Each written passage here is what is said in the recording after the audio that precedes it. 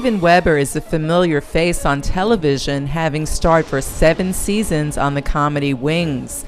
On the small screen, Steven has a link to horror writer Stephen King, as he's made miniseries adaptations of The Shining and Desperation.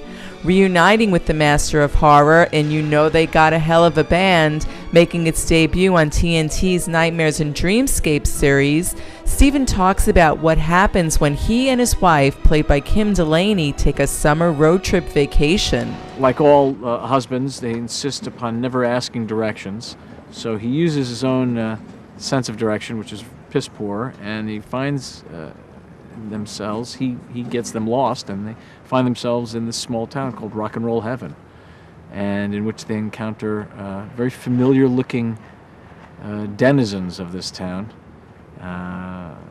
some of whom probably the audience would be very would recognize readily. In the Stephen King world, there's always more to the story than things going bump in the night. Steven says there's a message behind getting lost in a rock and roll town where the icons are all dead.